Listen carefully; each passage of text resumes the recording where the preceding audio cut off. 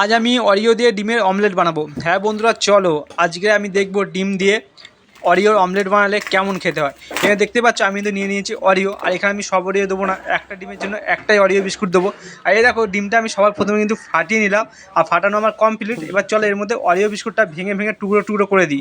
আমি গুঁড়ো করে দিতে পারতাম, গুঁড়ো করে দিইনি, যাতে খেতে ভালো লাগে, যাতে আমি বুঝতে পারি, তার জন্য কিন্তু হাত দিয়ে ভেঙে ভেঙে দিয়েছি ছোটো ছোটো করে। আর এই দেখো আমি একটা কিন্তু প্যান বসিয়ে নিয়েছি, আর ওটা গরম করতে দিয়ে দিয়েছিলাম, তার মধ্যে দিয়ে দিয়েছিলাম সামান্য তেল। আর আমি কিন্তু এবার দিয়ে দিয়েছিলাম ডিমটা। আর এই দেখো ডিমটা আমার কিন্তু ভাজা ভাজা হয়ে গেছে। আর চলো এবার তুলে নিই। আর এই দেখো ডিমটা তুলে নিয়েছে। অরিও বিস্কুটগুলো দেখতে পাচ্ছ, যেগুলো কালো কালো, ওইগুলো হচ্ছে অরিও বিস্কুট। এবার চলো খেয়ে দেখা যাক যে কেমন খেতে হয়েছে। আর এই দেখো প্রথম বাইট কিন্তু মুখে দিতেই ভেবেছিলাম হয়তো খারাপ খেতে হবে, তারা দিলাম যে না ভালোই খেতে হয়েছে। তারপর ভাগ্নিকে দিয়ে টেস্ট করালাম, ও একটু মুখটা ছেটকাচ্ছিল, কিন্তু বললো যে না ঠিক আছে। এবার চলো আমার মাকে খাওয়ানো যাক। আর এই দেখো মা কিন্তু অনেকটা নিয়ে খেতে আরম্ভ করছে। এবার চলো দেখা যাক যে মা কি বলে, খেতে ভালো হয়েছে না খারাপ। তার মা অনেকক্ষণ বাদে খেয়ে দিয়ে মুখটুক নাড়িয়ে বলে যে না খেতে নাই সত্যি খুব ভালো হয়েছে। তো অবশ্যই তোমরা একবার বাড়িতে ট্রাই করে